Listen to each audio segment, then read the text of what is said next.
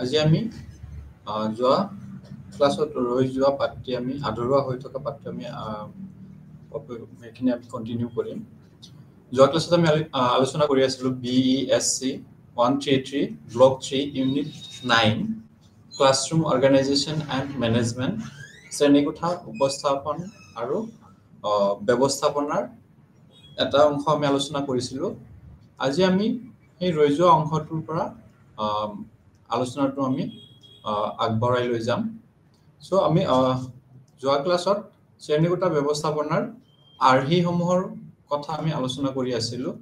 শ্ৰেণীকোঠা ব্যৱস্থাপনাৰ কিছুমান আৰ্হি বা কিছুমান অভিগমন বা কিছুমান নক্সা বা কিছুমান তেনেধৰণৰ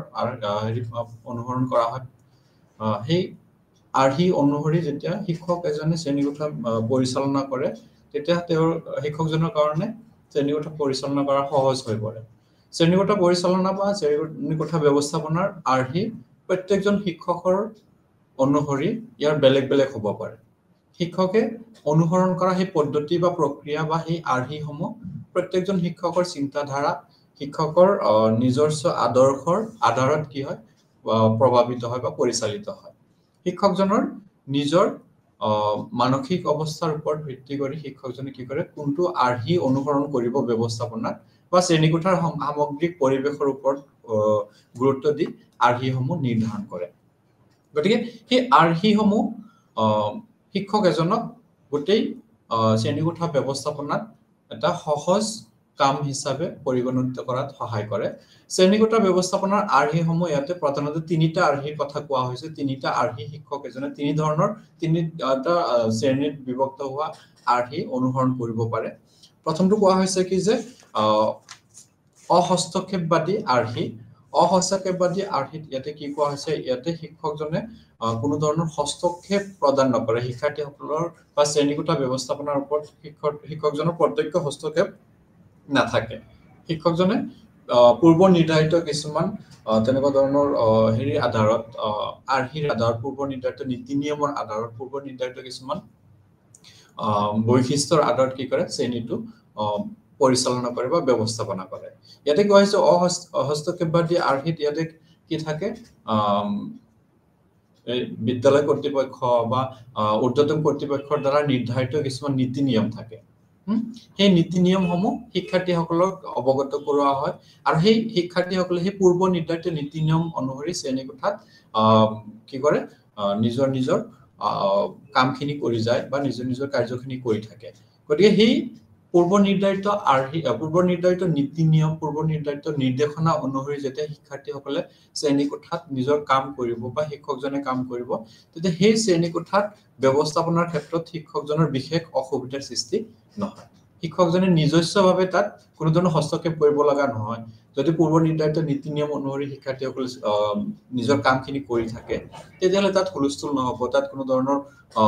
শিক্ষকজনৰ হস্তক্ষেপৰ প্ৰয়োজন নহয়। শিক্ষকজনে জাষ্ট নিজৰ পাঠদান প্ৰক্ৰিয়াটোত জড়িত বিষয়সমূহ উপস্থাপন কৰিলে শিক্ষকজনৰ কাম হৈ যায়। গতিকে ইয়াতে শিক্ষকজন জাষ্ট অভাৰঅল চাই থাকিব লাগে যে কোনে কি মনোযোগী চাইছে নে নাই সেইখিনি। গতিকে ইয়াতে পূৰ্ব নিৰ্ধাৰিত কিছুমান তেনেকুৱা ধৰণৰ নীতি নিয়ম বা পূৰ্ব নিৰ্ধাৰিত কিছুমান তেনেকুৱা ধৰণৰ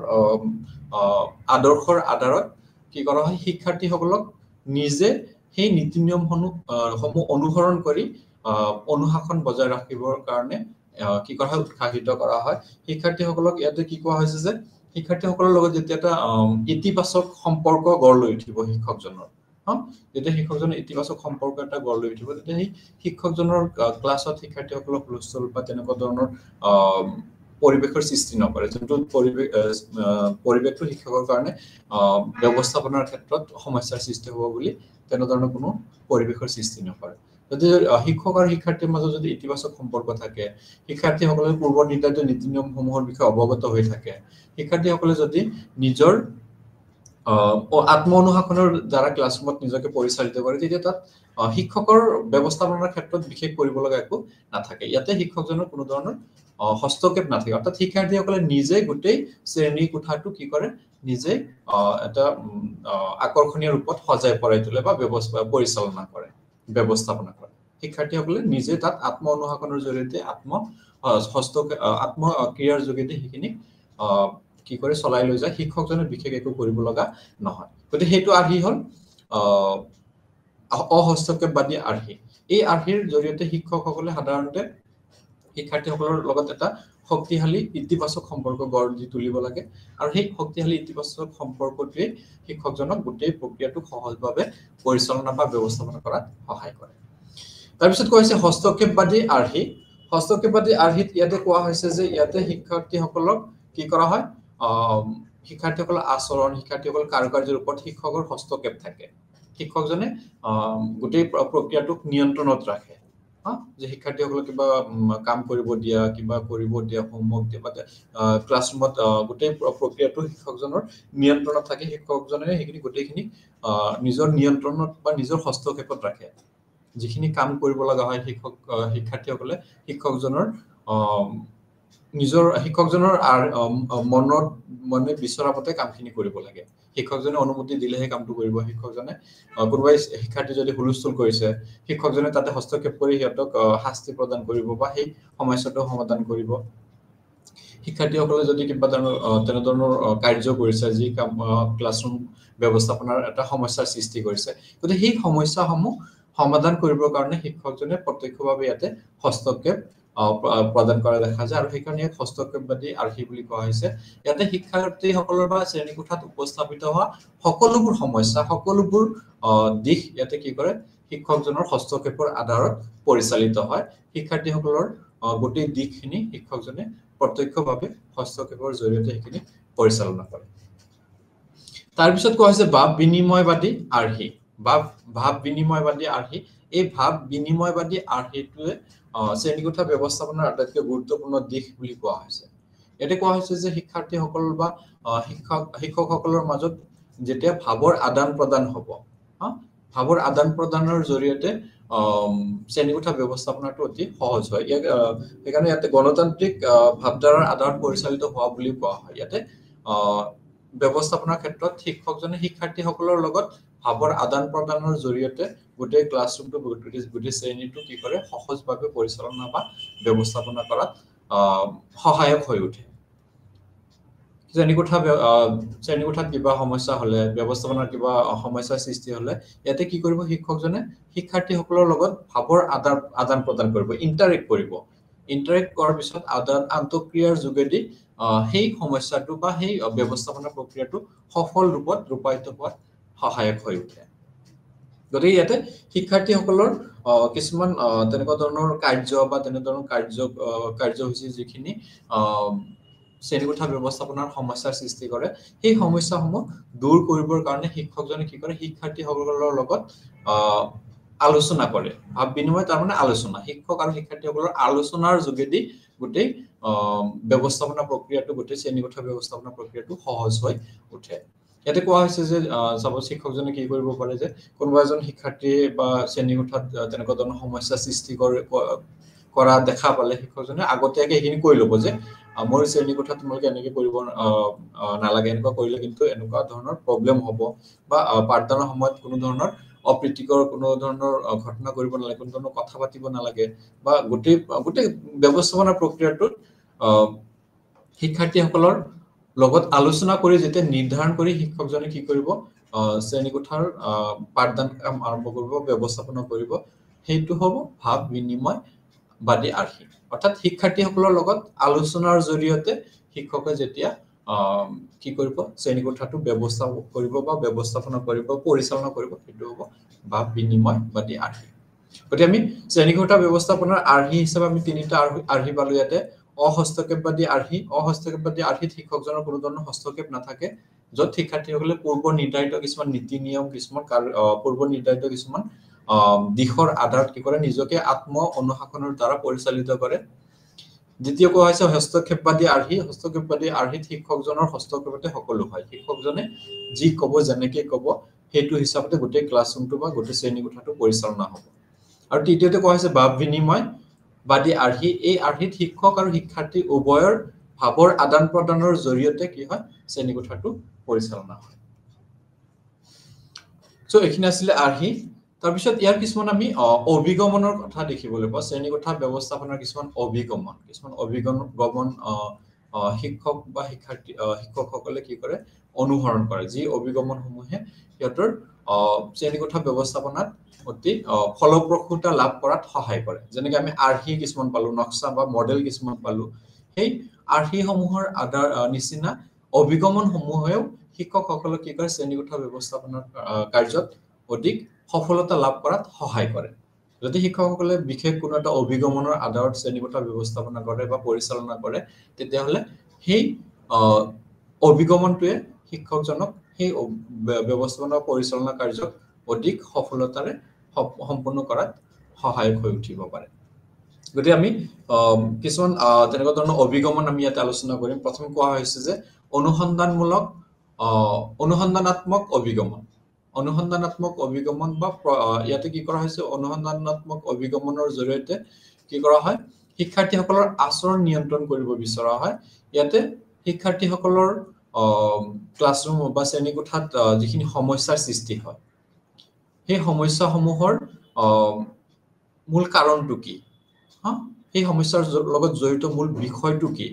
কোনটো কাৰণত শিক্ষাৰ্থীসকলৰ সেই সমস্যাটো হৈছে সেই সমস্যাটো বিচাৰি উলিওৱাত বা সেইখিনি বিচাৰি উলিয়াই তাক প্ৰকাশ কৰাত এই অভিগমনটোৱে কি কৰে সহায় কৰে যদি কোনোবা এজন শিক্ষাৰ্থীয়ে কিবা এটা সমস্যা পাইছে কিবা এটা সমস্যা হৈ আছে তাতে ইয়াতে কি কৰিব এই অভিগমনটোৰ মতে শিক্ষকজনে কি কৰিব সেই সমস্যাটো কিয় হৈছে শিক্ষকজনে শিক্ষাৰ্থীসকলে কিয় হুলস্থুল কৰিছে হুলস্থুল কৰাৰ কাৰণটো কি ইয়াতে প্ৰশ্ন কৰিব প্ৰশ্নৰ দ্বাৰা শিক্ষাৰ্থীসকলৰ পৰা বিভিন্ন তথ্যসমূহ লাভ কৰাৰ পিছত যেতিয়া কাৰণটো বা যোনটো মূল বিষয় যোনটো কাৰণৰ কাৰণে হুলস্থুল হৈ আছে সেই কাৰণটো নিৰ্ধাৰণ কৰি তাৰ পিছত কি কৰিব সেই কাৰণটোৰ প্ৰতিকাৰমূলক ব্যৱস্থা গ্ৰহণ কৰি শিক্ষাৰ্থীসকলক দমন কৰিব বা শ্ৰেণীকোঠাটো ব্যৱস্থাপনা কৰিব গতিকে এই অভিগমনে কি কৰে যে শিক্ষাৰ্থীসকলৰ বা শ্ৰেণীকোঠা ব্যৱস্থাপনাৰ লগত জড়িত মূল দিশসমূহ বা শিক্ষাৰ্থীসকলৰ আচৰণ নিয়ন্ত্ৰণ কৰিবৰ কাৰণে মূল দিশটো হিচাপত ইয়াতে কি লোৱা হয় যে অনুসন্ধান কৰা হয় অনুসন্ধান কৰি মূল বিষয়টো কাৰণটো নিৰ্ধাৰণ কৰি তাৰপিছত সেই তাক প্ৰতিকাৰ কৰি শিক্ষাৰ্থীসকলৰ আচৰণক কি কৰা হয় গঢ় দি তোলা হয় বা শিক্ষাৰ্থীসকলৰ আচৰণক নিয়ন্ত্ৰণত ৰখা হয় উদাহৰণস্বৰূপে যদি কোনোবা এজন শিক্ষাৰ্থীয়ে পাঠদান চলি থকাৰ সময়তে হঠাৎ চিঞৰি উঠিছে চিঞৰি উঠাৰ ফলত শ্ৰেণীকোঠাৰ পাঠদানত ব্যাঘাত জন্মিব শিক্ষাৰ্থীসকলৰ মনোযোগ সিফালে গুচি যাব শিক্ষকজনে পাঠদানত সমস্যাৰ সন্মুখীন হ'ব গতিকে ইয়াতে কোৱা হৈছে যে এই অভিগমনৰ জৰিয়তে শিক্ষকজনে কি কৰিব লাগিব যে সেই শিক্ষাৰ্থীজন কিয় হঠাৎ চিঞৰি উঠিলে শিক্ষকজনে তাক গালি পাৰা হলনি শিক্ষকজনে তাক শাস্তি দিয়াৰ হলনি শিক্ষকজনে তাক দমন কৰা হলনি সি কিয় চিঞৰি উঠিছে সেই কাৰণটো বিচাৰি উলিয়াব যে তুমি কিয় চিঞৰিছা প্ৰশ্ন সুধিব প্ৰশ্ন সোধাৰ পিছত তাৰ চিঞৰাৰ কাৰণটো জানি সেই কাৰণটো দূৰ কৰিবৰ কাৰণে শিক্ষকজন গুৰুত্ব দিব আৰু দূৰ কৰাৰ পিছত শ্ৰেণীকোঠা ব্যৱস্থাপনাটো আগৰ নিচিনা নৰ্মেল বা স্বাভাৱিক অৱস্থালৈ আকৌ ঘূৰি আহিব গতিকে সেইটো হ'ল অনুসন্ধানাত্মক অভিগমনে কি কৰে কোনো এটা সমস্যা বা কোনো এটা বিষয় যোনটোৱে শ্ৰেণীকোঠা ব্যৱস্থাপনাত ব্যাঘাত জন্মায় সেই সমস্যাৰ মূল কাৰণটো কি সেই কাৰণটো বিচাৰি উলিওৱাত সহায় কৰে আৰু তাৰ পিছত তাক দূৰ কৰাত গুৰুত্বপূৰ্ণ ভূমিকা পালন কৰে গতিকে এই অভিগমন সমস্যাৰ মূল দিশ বিচাৰি উলিয়াই সিদ্ধান্ত গ্ৰহণ কৰে মই যোনটো অলপ আগতে ক'লো যে মূল কি কাৰণত ল'ৰা বা ছোৱালীজনীয়ে চিঞৰিছে সেই দিশটো বিচাৰি উলিয়াই তাৰপিছত সিদ্ধান্ত গ্ৰহণ হয় এইটো কাৰণত এইটো হৈছে গতিকে ইয়াৰ কাৰণে প্ৰতিকাৰমূলক হিচাপে এইখিনি কাম কৰিব পাৰো তাৰপিছত ইয়াতে আৰু কোৱা হৈছে যে শ্ৰেণীকোঠা পাঠদানৰ সময়ত শিক্ষকজনে গোটেই শিক্ষাৰ্থীসকলৰ উপৰিও শিক্ষকজনে শ্ৰেণীকোঠাৰ বিভিন্ন বৈষয়িক অৱস্থাৰ পৰা কি অসুবিধাৰ সন্মুখীন হয় শ্ৰেণীকোঠাত গোটেইখিনি ডেস্ক বেঞ্চ আছে নে নাই গোটেইখিনি লাইটৰ ব্যৱস্থা আছে নে নাই ফেন আছে নে নাই সেই গোটেইখিনি বস্তু ইয়াতে বিচাৰ কৰি যে সেই দিশসমূহেও শিক্ষাৰ্থীসকলৰ বা শ্ৰেণীকোঠা ব্যৱস্থাপনাৰ একোটা সমস্যা হিচাপে চিহ্নিত হ'ব পাৰে গতিকে যদি লাইট বা ফেন নাই সেইখিনিক যোগান ধৰিব লাগিব ডেস্ক বেঞ্চ নাই সেইখিনিক যোগান ধৰি তাৰপিছত তাক সফল ৰূপত প্ৰস্তুত কৰি বা সফল ৰূপত কাৰ্যক্ৰম প্ৰস্তুত কৰি সেই সমস্যাখিনি দূৰ কৰিব তাৰপিছত কোৱা হৈছে অনুমতি সূচক অভিগমন অনুমতিসূচক অভিগমনত ইয়াতে কোৱা হৈছে যে শিক্ষাৰ্থীসকলক কি কৰা হয় পৰ্যাপ্ত পৰিমাণৰ স্বাধীনতা দিয়া হয় স্বতন্ত্ৰতা দিয়া হয় শিক্ষাৰ্থীসকলৰ আচৰণত শিক্ষকসকলে কি কৰে নিয়ন্ত্ৰণ কৰাৰ হলনি হিয়তক কি কৰে অনুমতি দিয়ে হা শিক্ষাৰ্থীসকলক অনুমতি দিয়ে আৰু অনুমতি দিয়াৰ পিছত শিক্ষাৰ্থীসকলে কি কৰিব সেই কামটো নিজে সিদ্ধান্ত ল'ব সিদ্ধান্ত লৈ কামটো মুক্তভাৱে স্বাধীনভাৱে কৰিব পাৰিব আৰু যেতিয়া শিক্ষাৰ্থীসকলে শিক্ষকৰ পৰা সেই স্বাধীনতাটো লাভ কৰিব যে নহয় শিক্ষকজনে মোক সকলো কাম কৰিব দিয়ে গতিকে কোনো কামতে মোক বাধা নিদিয়ে গতিকে যেতিয়া সেই ধাৰণাটো সিহঁতৰ মনত আহি যাব তেতিয়া শ্ৰেণীকোঠা ব্যৱস্থাপনাৰ ক্ষেত্ৰত সিহঁতৰ কোনো ধৰণৰ সমস্যা সৃষ্টি নকৰে যেতিয়া শিক্ষকজনে সকলো ল'ৰা ছোৱালীক নিজৰ কাম কৰিবৰ কাৰণে অনুমতি প্ৰদান কৰিব কোনো ধৰণৰ বাধাৰ সৃষ্টি নকৰে কোনো ধৰণৰ বাধা প্ৰদান নকৰে সেই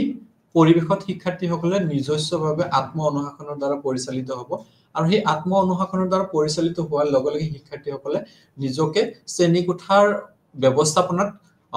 উদ্ভৱ হ'ব পৰা সমস্যাসমূহৰ পৰা দূৰত ৰাখিব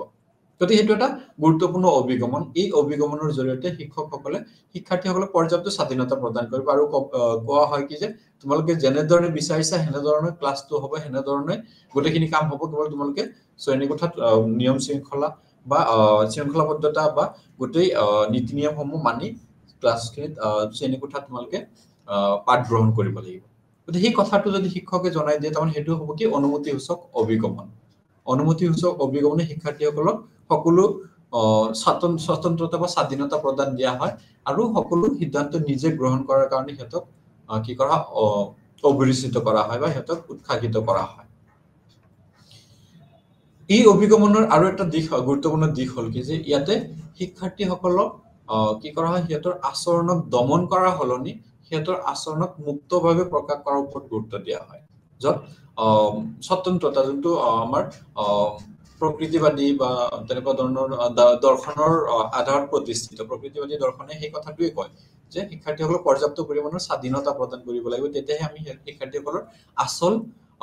মানসিকতা আচল বিকাশ আমি কৰিব পাৰো যদি আমি দমন কৰি বা ভয় দেখুৱাই কিবা হেৰি কৰি আমি সিহঁতৰ আচৰণক নিয়ন্ত্ৰণত ৰাখো তেতিয়াহ'লে সিহঁতৰ বিকাশৰ স্বতন্ত্ৰতা আমি দেখিবলৈ নাপাওঁ গতিকে সেই স্বতন্ত্ৰতা আনিবৰ কাৰণে ইয়াতে অনুমতিসূচক অভিগমনে কি কৰে সেই দাৰ্শনিক দৃষ্টিভংগীৰ আধাৰত প্ৰকৃতিবাদী দাৰ্শনিক দৃষ্টিভংগীৰ আধাৰত শিক্ষাৰ্থীসকলৰ আচৰণ বা শিক্ষাৰ্থীসকলৰ কাৰুকাৰ্যক কি কৰে মুক্তভাৱে অনুশীলন কৰাত অনুমতি প্ৰদান কৰে এই অভিগমন অনুমতিসূচক অভিগমনৰ সবলতা আৰু দুৰ্বলতা কিছুমান আছে অনুমতিসূচক অভিগমনৰ কিছুমান সবলতা ইয়াতে কোৱা হৈছে যে পৰ্যাপ্ত সময় প্ৰদান কৰা হয় শিক্ষাৰ্থীসকলক পৰ্যাপ্ত সময় দিয়া হয় যে তুমি কামটো কৰিবা কেনেকৈ কৰিবা তুমি নিজে জানা কিন্তু এইখিনি কাম তুমি কৰিব লাগিব সময় পৰ্যাপ্ত পৰিমাণৰ সময় দিয়া হয় হেতুক স্বতন্ত্ৰতা দিয়া হয় স্বাধীনতা দিয়া হয় স্বাধীনতা পোৱাৰ লগে লগে শিক্ষাৰ্থীসকলে নিজৰ দৃষ্টিভংগীত নিজৰ ৰুচি অবিহনে অনুসৰি কি কৰিব পাৰিব হেতে কামটো কৰিব পাৰিব গতিকে যেতিয়া কোনো এজন শিক্ষাৰ্থীয়ে নিজৰ ৰুচি অনুসৰি নিজৰ ইচ্ছা মতে কামটো কৰিব অবিয়াসলি সেই কামটো বহুত ভাল হ'ব যদি শিক্ষকজনৰ নিয়ন্ত্ৰণত থাকি শিক্ষকজনৰ ভয়ত কোনো এজন শিক্ষকে শিক্ষাৰ্থী কিবা এটা কাম কৰে সেই কামটো শিক্ষাৰ্থীসকলৰ নিজস্ব কাম নহয় এইটো প্ৰেছাৰত পৰি বা চাপত পৰি কামটো কৰা গতিকে সেই কামত যিমানখিনি ডেডিকেশ্যন থাকিব যিমানখিনি শিক্ষাৰ্থীজনৰ কি থাকিব কামটোৰ প্ৰতি ভাল পোৱা থাকিব তাতকে যদি শিক্ষাৰ্থীজনক মুক্তভাৱে কামটো কৰিব দিয়া হয় যে তুমি কামটো কৰিব লাগিব যিমান তুমি স্বাধীনভাৱে কামটো কৰিব লাগিব কৰিব পাৰা যিমান স্বাধীনতা লাগে তুমি লোৱা কিন্তু কামটো তুমি কৰিব লাগিব গতিকে সেই কামটো আনন্দ সহকাৰে সেই কামটো কৰিব কিন্তু যদি শিক্ষকজনৰ ডমিনেশ্যন থাকে তেতিয়াহ'লে আনন্দ সহকাৰে সেই কামটো কৰিব নোৱাৰে তাৰপিছত ইয়াত আৰু কোৱা হৈছে কি যে স্বায়ত্ত আচৰণ স্বায়ত্ত আচৰণ মানে শিক্ষাৰ্থীসকলৰ আচৰণৰ কোনো ধৰণৰ ৰেগুলাৰ কোনো ধৰণৰ কি নাথাকে তাত সীমাবদ্ধতা নাথাকে বেলেগৰ কোনো ধৰণৰ তাৰ ওপৰত হস্তক্ষেপ নাথাকে শিক্ষাৰ্থীসকলে নিজৰ ইচ্ছা অনুসৰি নিজৰ আগ্ৰহ অনুসৰি আচৰণ প্ৰদৰ্শন কৰিব পাৰে তাত কাৰো হস্তক্ষেপ নাথাকে গতিকে সেইটো এটা গুৰুত্বপূৰ্ণ দিশ যেতিয়া শিক্ষাৰ্থীসকলে কোনো এটা আচৰণ প্ৰদৰ্শন কৰাৰ সময়ত নিজৰ ইচ্ছা মতে কাম আচৰণ বা কামটো কৰিব পাৰিব সেইটো নিশ্চিত ৰূপত সেইটো এটা ভাল ফলাফল আমি লাভ কৰিবলৈ সক্ষম হ'ম আৰু যদি শিক্ষকজনৰ সাপোৰ্ট কৰি কামটো কৰে আচৰণৰ নিয়ন্ত্ৰণ যদি আসলতে হে তেনেকুৱা ধৰণৰ আচৰণ কৰে কিন্তু শিক্ষকজনৰ ভয়ত হেতু কৰিব পৰা নাই সেইখিনি সময়তে সেইখিনি দমন থাকিব কিন্তু পিছৰ পৰ্যায়ত হেতু কাম হি কৰি ফুৰিব গতি সেই কাৰণে কোৱা হৈছে যে ইয়াতে ছাত্য আচৰণৰ জৰিয়তে আমি শিক্ষাৰ্থীসকলৰ প্ৰকৃত ৰূপটো আমি গম পাবলৈ সক্ষম হওঁ যেতিয়া অনুমতি সূচক অভিগমন শিক্ষক এজনে অৱলম্বন কৰিব তেতিয়া শিক্ষকজনে শিক্ষাৰ্থীসকল প্ৰকৃত ৰূপটো প্ৰকৃত হেতু প্ৰকৃত মানসিকতাখিনিৰ বিষয়ে শিক্ষকজনে অনায়াসে গম পাব পাৰে গতিকে এইখিনি ইয়াৰ সফলতা আৰু বহুত আছে যেনেকৈ সম্পূৰ্ণ স্বাধীনতা প্ৰদান কৰে শিক্ষাৰ্থীসকলৰ ওপৰত কোনো ধৰণৰ নিয়ন্ত্ৰণ নাথাকে শিক্ষাৰ্থীসকলে মুক্তভাৱে কাম কৰিব পাৰে গতিকে মুক্তভাৱে কামখিনি কৰিলে এইটো নিশ্চিত ৰূপত এটা ভাল কাম হ'ব আচৰণৰ সাহিত্য আচৰণত কোনো ধৰণৰ বেলেগৰ হস্তক্ষেপ নাথাকে তাৰপিছত আৰু এটা দিশ হ'ল ইয়াতে অনুমতি সূচক অভিগমনৰ দুৰ্বলতা অনুমতি সূচক অভিগমনৰ দুৰ্বলতাটো হ'ল যে শিক্ষাৰ্থীসকলক এই অভিগমনে কি কৰিছে পৰ্যাপ্ত পৰিমাণৰ স্বাধীনতা প্ৰদান কৰিছে গতিকে পৰ্যাপ্ত পৰিমাণৰ স্বাধীনতা প্ৰদান কৰাৰ ফলত শিক্ষাৰ্থীসকলৰ স্বাধীনতাৰ হেতু কি কৰিব পাৰে ইয়াক অপব্যৱহাৰ কৰিব পাৰে যে শিক্ষকে দেখোন মোক একো নকয় সম্পূৰ্ণ মোৰ মতে কামটো কৰিব পাৰো গতিকে মোৰ মতে কামটো কৰিব পাৰো মানে কি হ'ব শিক্ষাৰ্থীসকলে বিভিন্ন সময়ত সেই স্বাধীনতাৰ অপব্যৱহাৰ কৰি কেতিয়াবা বিপদে পৰিচালিত হ'ব পাৰে অনুমতি সূচক অভিগমনৰ হেতু এটা দুৰ্বলতা ইয়াতে শিক্ষাৰ্থীসকলৰ তেনে কম জড়িতকৰণৰ কথা কোৱা হৈছে শিক্ষাৰ্থীৰ কামত বা শিক্ষাৰ্থীসকলৰ ক্ষেত্ৰত শিক্ষকজনৰ দায়িত্ব বা শিক্ষকজনৰ কৰ্তব্য তেনে কম ইয়াতে কোৱা হৈছে যে শিক্ষাৰ্থীক তেনে কম জড়িতকৰণ কৰা হয় সেই ব্যৱস্থাপনা প্ৰক্ৰিয়াটোত যেটো সকলোৱে নিজস্বভাৱে আচৰণ ব্যক্ত কৰিব পাৰে গতিকে শিক্ষাৰ্থীসকলক হেতৰ ব্যৱস্থাপনা প্ৰক্ৰিয়াটোত তেনে কম ভাৱে ইয়াক কি কৰা হয় অন্তৰ্ভুক্ত কৰা হয় কৰ্তৃত্বপূৰ্ণ অভিগমন ইয়াতে কোৱা হৈছে যে এই অভিগমনত শিক্ষকে কিছুমান নিৰ্ধাৰিত মানদণ্ডৰ আধাৰত ব্যৱস্থাপনা কাৰ্য সম্পন্ন কৰে ইয়াতে কি থাকে কিছুমান পূৰ্ব নিৰ্ধাৰিত কিছুমান মানদণ্ড কিছুমান নীতি নিয়ম কিছুমান গাইডলাইন থাকে কিছুমান নিৰ্দেশনা থাকে সেই নিৰ্দেশনাৰ আধাৰতে শিক্ষকজনে কি কৰিব গোটেই ব্যৱস্থাপনা প্ৰক্ৰিয়াটো পৰিচালনা কৰিব অৰ্থাৎ কৰ্তৃত্বপূৰ্ণ অভিগমনত কি থাকে কিছুমান নীতি নিয়ম ধৰি দিয়া থাকিব সেই নীতি নিয়মসমূহ শিক্ষাৰ্থীসকলে মানি চলিব আৰু সেই নীতি নিয়মসমূহ মানি চলাটো প্ৰত্যেকজন শিক্ষাৰ্থী বা প্ৰত্যেকজন ছাত্ৰ ছাত্ৰীৰ বাবে অতি গুৰুত্বপূৰ্ণ অৰ্থাৎ ঊৰ্ধ্বতম কৰ্তৃপক্ষ হ'ব পাৰে বা তেনেকুৱা ধৰণৰ কৰ্তৃপক্ষে কিছুমান নীতি নিয়ম নিৰ্ধাৰণ কৰি দিয়ে শিক্ষকজনক কোৱা হয় যে এই নীতি নিয়মৰ আধাৰত তুমি ক্লাছৰুমটো বা শ্ৰেণী কোঠাটো পৰিচালনা কৰিব লাগিব আৰু শিক্ষকজনে সেই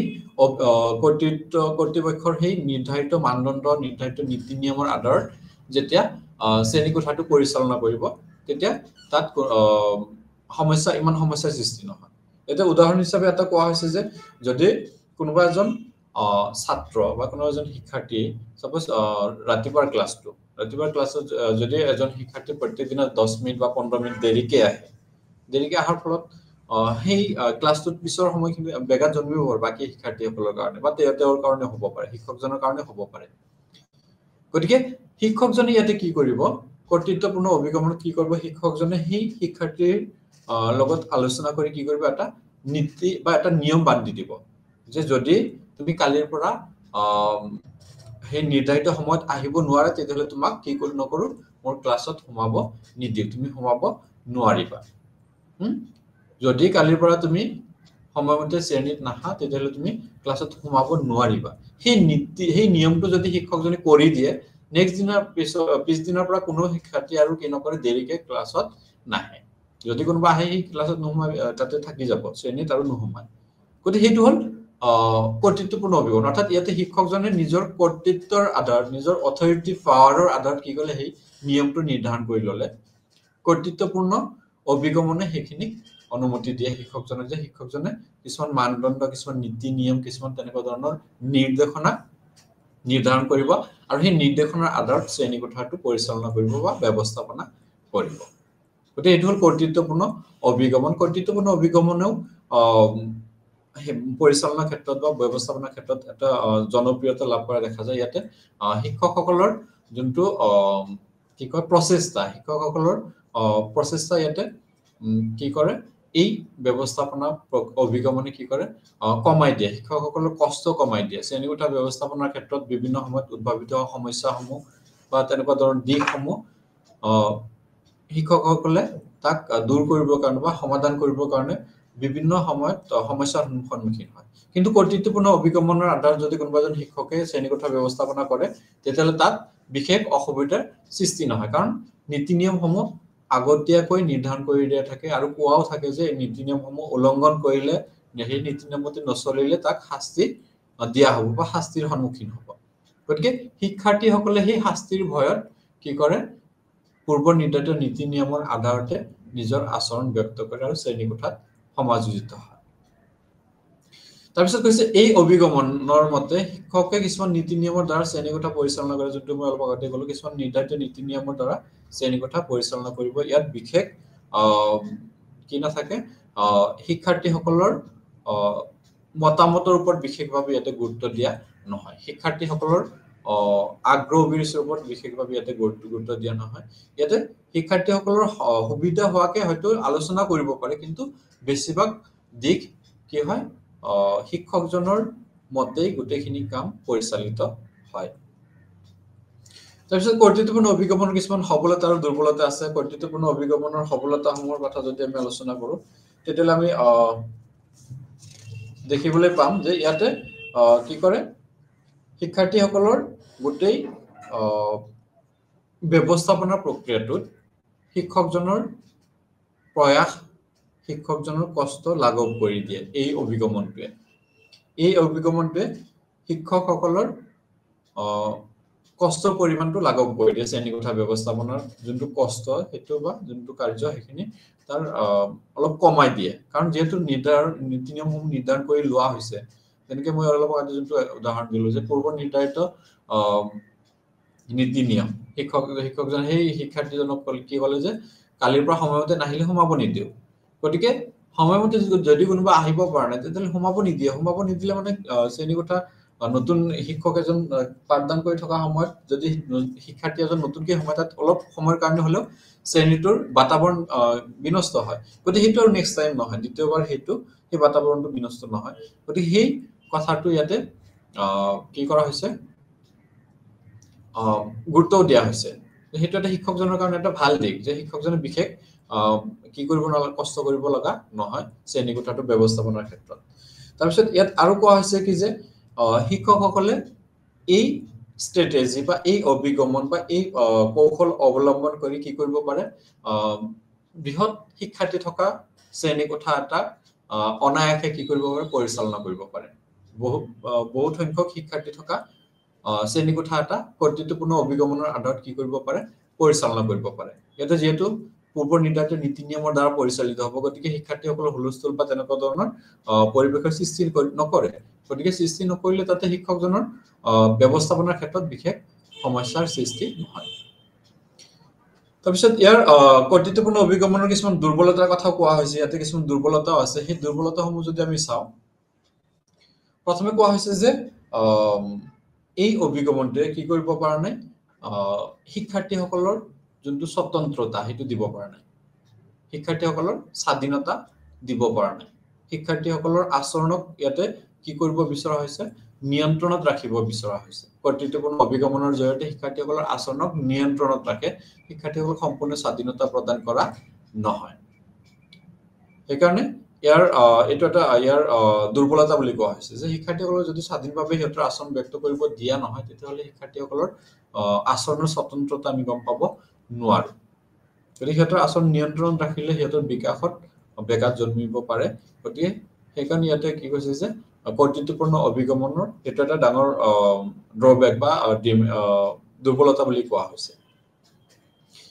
তাৰপিছত ইয়াত আৰু কোৱা হৈছে যে কৰ্তৃত্বপূৰ্ণ অভিগমনে আৰু কি কৰিব পৰা নাই শিক্ষাৰ্থীসকলক পৰ্যাপ্ত পৰিমাণে সিহঁতৰ যোনটো ব্যক্তি পাৰ্থক্যৰ দিশ সেইখিনিক কি কৰিব পৰা নাই গুৰুত্ব দিব পৰা নাই অৰ্থাৎ যোনটো নীতি নিৰ্ধাৰণ কৰি দিছে সকলোৰে কাৰণে একে নীতি নিয়ম প্ৰযোজ্য কৰি দিছে সকলোৰে কাৰণে সেইটো একে এটা এনেকুৱা হ'ব পাৰে কোনোবা এজন শিক্ষাৰ্থীয়ে গাড়ীৰে সাপোজ যদি ৰাতিপুৱা ক্লাছটোৰ কথা মই কওঁ কোনোবা এজন শিক্ষাৰ্থী গাড়ীৰে দূৰৰ পৰা আহোঁতে কোনোবা এদিন ট্ৰেফিক জামতো ফচিব পাৰে কোনোবা গাড়ী নাপাব পাৰে, দেৰিকে পাব পাৰে। গতিকে সেই শিক্ষাৰ্থীজন যদি সময়মতে আহি নাপায় তেনেহ'লে তেওঁৰ শ্ৰেণীকোঠাত উপস্থিত হ'ব নোৱাৰে। গতিকে সেই ব্যক্তি পাৰ্থক্যৰ দিশটো ইয়াতে বিবেচনা কৰা হোৱা নাই, জেনেৰেলাইজ কৰি দিয়া হৈছে, সামান্যীকৰণ কৰি দিয়া হৈছে, যাৰ ফলত কিছু সংখ্যক শিক্ষাৰ্থী ইয়াৰ কি হ'ব পাৰে, এই অভিগমনৰ দ্বাৰা কিছুমান অসুবিধাৰ সন্মুখীন হ'ব পাৰে। তাৰপিছত কোৱা হৈছে যে আচৰণবাদী অভিগমন। আচৰণবাদী অভিগমন, আচৰণবাদী অভিগমন এইটো এটা অতি গুৰুত্বপূৰ্ণ দিশ, গুৰুত্বপূৰ্ণ অভিগমন, শ্ৰেণীকোঠা ব্যৱস্থাপনাৰ গুৰুত্বপূৰ্ণ অভিগমন। আচৰণবাদী অভিগমন মূলত কি কৰা হৈছে, আচৰণবাদী দাৰ্শনিক দৃষ্টি, আচৰণবাদী দৃষ্টিভংগীৰ আধাৰত গঢ় লৈ উঠিছে। এতিয়া এই অভিগমনৰ মতে শিক্ষকে শিক্ষাৰ্থী আচৰণ নিয়ন্ত্ৰণ কৰিবৰ বাবে কিছুমান ইতিবাচক পুনৰ্বল সৃষ্টি কৰি আচৰণ সংশোধন কৰাত গুৰুত্ব দিয়ে। কিছুমান ইতিবাচক পুনৰ্বল সৃষ্টি কৰি আচৰণ সংশোধনৰ ওপৰত গুৰুত্ব দিয়ে। এইটো কোৱা হৈছে যে শিক্ষাৰ্থীসকলে যদি কিবা এটা আচৰণ কৰিছে সেই আচৰণটোৰ গ্ৰহণযোগ্য নহয়, শ্ৰেণীকোঠাত সেই শিক্ষাৰ্থীসকলৰ আচৰণ গ্ৰহণযোগ্য নহয়, গতিকে তেনে আচৰণখিনিক সংশোধন কৰিব লাগিব। আৰু সংশোধন কৰাৰ ক্ষেত্ৰত ইয়াতে কি কৈছে, ইতিবাচক পুনৰ্বল বা যাক আমি ৰিইনফৰ্চমেন্ট বুলি কওঁ, ৰিইনফৰ্চমেন্ট প্ৰদান কৰাৰ কথা কোৱা হৈছে, যে আমি শিক্ষাৰ্থীসকলক সেই আচৰণটো সংশোধন কৰিবৰ কাৰণে যদি শিক্ষাৰ্থীসকলক আমি কিছুমান তেনেকুৱা ধৰণৰ ৰিইনফৰ্চমেন্ট প্ৰভাইড কৰোঁ, পুনৰ্বলৰ শক্তিশালীকৰণ কৰাৰ কথা কোৱা হৈছে, সেইখিনি পুনৰ্বল যদি আমি আকৌ শিক্ষাৰ্থীসকলক দিয়াৰ ফলত সিহঁতৰ সেই যোনটো আচৰণ আমাৰ কাৰণে গ্ৰহণযোগ্য নাছিলে সেই আচৰণটো লাহে লাহে লাহে লাহে দূৰ হৈ যাব। উদাহৰণস্বৰূপে ক'ব পাৰো, কোনোবা এজন শিক্ষাৰ্থীয়ে কি কৰে, ক্লাছৰুমত আহি সদায় কথা পাতে। এতিয়া কথা পতাৰ ফলত ইয়াতে সেইটো তেওঁৰ এটা সেই আচৰণটো আমাৰ ক্লাছৰুম ব্যৱস্থাপনা, শ্ৰেণীকোঠা ব্যৱস্থাপনাৰ কাৰণে গ্ৰহণযোগ্য নহয়। গতিকে গ্ৰহণযোগ্য নোহোৱা আচৰণটোক যদি আমি সংশোধন কৰিব বিচাৰো, তেতিয়াহ'লে শিক্ষাৰ্থীজনক কিছুমান কি কৰিব লাগিব, তেনেকুৱা ধৰণৰ প্ৰতিকাৰমূলক কাম কৰিব দিব লাগিব, আচৰণ কৰিব দিব লাগিব। কিন্তু শিক্ষাৰ্থীজনক সেইটো শাস্তি হিচাপে নহয়। যদি শাস্তি হিচাপে দিয়া যায় তেতিয়া এইটো ইতিবাচক পুনৰ্বল নহ'ব। ইতিবাচক পুনৰ্বলৰ শাস্তি প্ৰদানত পক্ষপাতী নহয়। ইতিবাচক পুনৰ্বলে কি কৰে, শিক্ষাৰ্থীৰ আচৰণ সংশোধন সিহঁতক কি কৰিব লাগিব, কিছুমান উৎসাহিতমূলক কাম কৰিব লাগিব। যে তুমি এনেকে ক্লাছত কথা ক'লে বেলেগে অসুবিধাৰ সন্মুখীন হয়, বা তুমি যদি আজি মনে মনে থাকা তোমাক এনেকুৱা ধৰণৰ এটা পুৰস্কাৰ দিয়া হ'ব। তুমি যদি ক্লাছত কথা নাপাতা তোমাক এনেধৰণৰ এটা দিয়া হ'ব, পুৰস্কাৰ দিয়া হ'ব। তেনেকুৱা ধৰণৰ প্ৰশংসামূলক বা কিছুমান যদি দিশ আমি ব্যৱহাৰ কৰোঁ, প্ৰশংসাসূচক বা থেংক ইউ, যদি কোনোবা এদিন কথা পতা নাই তেতিয়াহ'লে শিক্ষাৰ্থীজনক থেংক ইউ দিয়া, সেইটো এটা পুনৰ্বলৰ ভিতৰতে পৰে, ইতিবাচক পুনৰ্বলৰ ভিতৰত পৰে। বা কিছুমান ক্ষেত্ৰত শিক্ষকজনে কিছুমান উপহাৰো দিব পাৰে। গতিকে সেইবিলাকৰ জৰিয়তে আচৰণক নিয়ন্ত্ৰণ কৰি শ্ৰেণীকোঠাটো ব্যৱস্থাপনাত সহায়ক হৈ উঠিব পাৰে। অৰ্থাৎ আচৰণবাদী অভিগমনে কি কৰে, শিক্ষাৰ্থীসকলৰ আচৰণৰ নিয়ন্ত্ৰণ কৰি, যিখিনি আচৰণ আমাৰ শ্ৰেণীকোঠাৰ কাৰণে গ্ৰহণযোগ্য নহয়, সেই আচৰণখিনি নিয়ন্ত্ৰণ কৰি নতুন আচৰণ সংশোধন ৰূপত নতুন আচৰণ গঢ় দি তোলাত আমাক পুনৰ্বল নামৰ এটা মনোবৈজ্ঞানিক দৃষ্টিভংগী, সেই যাক আমি কি কৰিব, শিক্ষাৰ্থীসকলৰ মনত উৎসাহৰ সৃষ্টি কৰিব পাৰোঁ, শিক্ষাৰ্থীসকলৰ মনত আমি আগ্ৰহৰ সৃষ্টি কৰিব পাৰোঁ পুনৰ্বলৰ জৰিয়তে। এইটো কেতিয়াবা প্ৰশংসাসূচক শব্দ এটা হ'ব পাৰে, উপহাৰ হ'ব পাৰে, তেনেকুৱা ধৰণৰ বিভিন্ন দিশ হ'ব পাৰে। শিক্ষকজনে যদি থেংক ইউ বুলি কয়, সেই থেংক ইউটো শিক্ষাৰ্থীসকলৰ কাৰণে বহুত কেতিয়াবা এটা ডাঙৰ পুনৰ্বল হিচাপে কাম কৰে। গতিকে সেই অভিগমনৰ জৰিয়তে শিক্ষাৰ্থীসকলৰ আচৰণ আমি কি কৰিব পাৰোঁ, নিয়ন্ত্ৰণ কৰিব পাৰোঁ। আচৰণবাদী এই অভিগমনৰ মূল ব্যক্তিজন আছিলে কি, B Frederick Skinner. B Frederick স্কিনাৰে তেওঁৰ এই ধাৰণাটো পুনৰ্বল বা ৰিইনফৰ্চমেন্ট প্ৰভাইড কৰাৰ যোনটো ধাৰণা, সেইটো স্কিনাৰে আগবঢ়াইছিলে। স্কিনাৰৰ মতে কি কৈছিল, স্কিনাৰে কি কৈছিলে যে মানুহে আচৰণ কৰি যেতিয়া তাৰ আউটকাম বা ফলাফলটো যদি ভাল পায়, ভাল ফলাফল পোৱাৰ পিছত আৰু তেনেকুৱা ধৰণৰ ভাল কাম কৰিবৰ কাৰণে মানুহে আগবাঢ়ি আহে। যোনটো কাম কৰিছে এই কামটোৰ ৰিজাল্ট বা ফলাফল যদি ভাল হৈছে ভাল হোৱাৰ লগে লগে তাৰ মনত আৰু এটা তেনেকুৱা ধৰণৰ কাম কৰিবৰ কাৰণে আগবাঢ়ি আহিব কিবা এটা কাম কৰিছে ঘৰৰ মানুহে যদি তাক প্ৰশংসা কৰে বহুত ভাল কাম এনেকুৱা কাম কৰিব লাগে সি নেক্সট টাইম আকৌ সেই প্ৰশংসাটো পাবৰ কাৰণে আকৌ ভাল কাম কৰে ঠিক তেনেকৈ শিক্ষাৰ্থীসকলক আমি ক'ব পাৰো শিক্ষাৰ্থীসকলৰ বিভিন্ন ক্ষেত্ৰত আমি দেখিবলৈ পাওঁ যে শিক্ষাৰ্থীসকলৰ এক্সামত ভাল ৰিজাল্ট কৰিছে ভাল ফলাফল দেখুৱাইছে যদি ভাল ফলাফল দেখুৱাৰ পিছত যদি মাক দেউতাকে তাক কেৱল এটা সৰু এটা গিফ্ট বা তেনেকুৱা ধৰণৰ উপহাৰ প্ৰদান কৰে পিছৰ পৰীক্ষাত আকৌ সি আৰু ভাল ৰিজাল্ট কৰিবৰ কাৰণে সেইটো ৰিইনফৰ্সমেন্ট হিচাপে তাৰ কাম কৰে সেইটো পোৱাৰ আশাত আৰু বেছি কষ্ট কৰিব আৰু বেছিকে পঢ়িব সেইটো এটা তাৰপিছত তেনেকুৱা বহুত বহুত উদাহৰণ আছে যিখিনি আমি কি কৰিব পাৰো পুনৰবলৰ জৰিয়তে আমি শিক্ষাৰ্থীসকলৰ আচৰণক শক্তিশালী ৰূপত গঢ় দি তুলিব পাৰো গতিকে ইয়াতে আৰু এটা যদি উদাহৰণ দিওঁ যে এজন শিক্ষাৰ্থী আমি আমাৰ দৈনন্দিন জীৱনত আমি দেখিবলৈ পাওঁ কোনো এজন শিক্ষাৰ্থী যদি অংক এটা কৰিছে হা অংক এটা কৰাৰ পিছত যদি আনসাৰটো মিলিছে উত্তৰটো যদি মিলিছে আৰু এটা অংক কৰিবৰ কাৰণে তাৰ মনত এটা উৎসাহৰ সৃষ্টি হয় আগ্ৰহৰ সৃষ্টি হয় আৰু এটা কৰো সেইটো মিলিছে আৰু এটা কৰিবৰ কাৰণে তাৰ মনত আগ্ৰহৰ সৃষ্টি হয় আৰু যদি আনসাৰটো নিমিলে উত্তৰটো নিমিলে তেতিয়ালে এটা দুবাৰ চেষ্টা কৰাৰ পিছত তৃতীয়বাৰ আৰু মনটো ভাঙি যায় আৰু কৰিব মন নাযায় তাৰমানে নিমিলে কাৰণে গতিকে সেইটো হল পুনৰবল যে যোনটো বলে কি কৰে কামটো আকৌ কৰিবৰ কাৰণে আমাক উৎসাহিত কৰে সেইটোৱে পুনৰবল যোনটো শক্তিয়ে কামটো আকৌ এবাৰ কৰিবৰ কাৰণে উৎসাহিত কৰে সেইটোৱে পুনৰবল গতিকে সেই পুনৰবলৰ ধাৰণাটো শিক্ষকে শ্ৰেণীকোঠাত কি কৰিব পাৰে শিক্ষাৰ্থীসকলৰ আচৰণক নিয়ন্ত্ৰণ কৰিবৰ কাৰণে শিক্ষাৰ্থীসকলৰ আচৰণক সংশোধন কৰিবৰ কাৰণে ব্যৱহাৰ কৰিব পাৰে